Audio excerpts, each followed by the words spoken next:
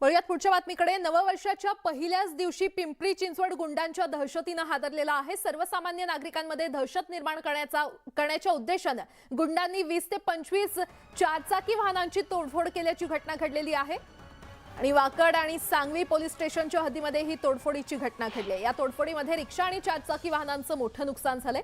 विशेष म्हणजे 31 डिसेंबरला पोलिसांचा मोठा बंदोबस्त असताना देखील तोडफोडीची ही घटना घडली आणि त्यामुळे पिंपरी चिंचवडमध्ये पोलिसांचा वचक उरलाय का असा प्रश्न उपस्थित होतोय।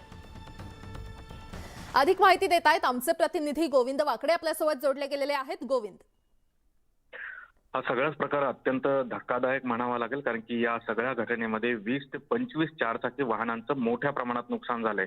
नवीन वर्षाच्या पहिल्याच दिवशी शहरातले जे गुंड आहेत त्यांनी पोलिसांना सलामी दिली अशा पद्धतीची सध्या चर्चा सुरू आहे आणि त्यामुळे रात्री काल गस्तीवर 1500हून अधिक पोलीस अधिकारी कर्मचारी तैनात असताना असा प्रकार घडतो। त्यामुळे पोलिसांच्या कार्यपद्धतीवर त्यांच्या वचकावर प्रश्न निर्माण केला जातो। या आधी सुद्धा या शहरामध्ये अशाच पद्धतीने केवळ दहशत पसरवण्यासाठी, सामान्य जी नागरिक आहेत त्यांच्यावर दहशत माजवण्यासाठी म्हणून आणि वर्चस्ववादासाठी म्हणून या शहरातील गुंडांनी सामान्यांच्या वाहनांना लक्ष्य केलं होतं।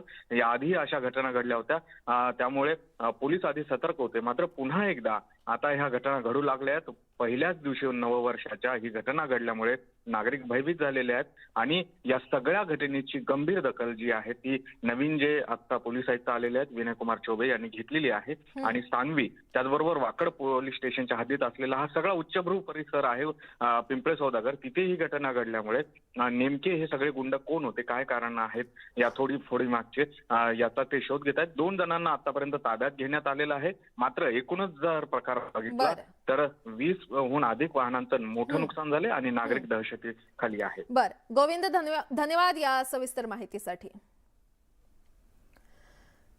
वळूयात पुढच्या बातमीकडे। एक मोठी बातमी, भारताला लवकरात लवकर हिंदू राष्ट्र जाहीर करा या मागणीसाठी नवीन वर्षाच्या पहिल्याच दिवशी नागपुरात हिंदू राष्ट्र रॅली काढण्यात आलेली आहे।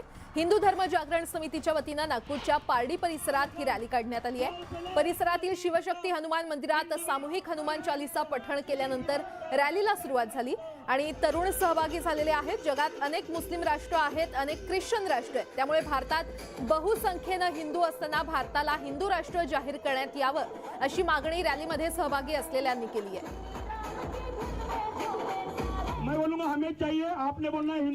अधिक माहिती देत आहेत आमचे प्रतिनिधी उदय तिमांडे आपल्यासोबत जोडले गेलेले आहेत। उदय, नागपुरात हिंदू संघटना आक्रमक झाली असल्याचं पाहायला मिळतंय, रॅली काढण्यात आली आहे, त्याच पार्श्वभूमीवर काय सविस्तर अपडेट? गेल्या काही दिवसांमध्ये ज्या पद्धतीनं लव जिहाद सारख्या घटना समोर येत आहेत आणि हिंदूंवरील अत्याचार वाढले असल्याचा आरोप करत जे आहे ते हिंदू राष्ट्र समितीच्या वतीनं जे आहे ते आज नागपूरमध्ये रॅलीचं आयोजन करण्यात आलेलं होतं। खरं तर जगभरामध्ये जे आहे ते मुस्लिम आणि ख्रिश्चन बहुल राष्ट्र आहेत, तिथे एकच धर्म मानला जातो। मात्र भारतामध्ये जे आहे ते धर्मनिरपेक्ष मानलं जातं, जेव्हा की भारतामध्ये हिंदू हे बहुसंख्या आहेत। असं असताना देखील हिंदूवर अत्याचार होत आहेत। त्यामुळे हिंदूंवरील अत्याचार थांबविण्यासाठी जे आहे ते हिंदू राष्ट्र भारताला घोषित करण्याची मागणी घेऊन जे आहे ते नववर्षाच्या पहिल्याच दिवशी हा मोर्चा काढण्यात आला। विशेष म्हणजे या मोर्चामध्ये मोठ्या संख्येनं नागरिक देखील सहभागी झाले होते। मात्र आता सरकार या मोर्चाची काय दखल घेतं आणि या मोर्चावर काय कारवाई करतं हे पाहणं महत्वाचं असेल, कारण केंद्र आणि राज्यामध्ये सुद्धा हिंदुत्व विचारांची सरकार आहे।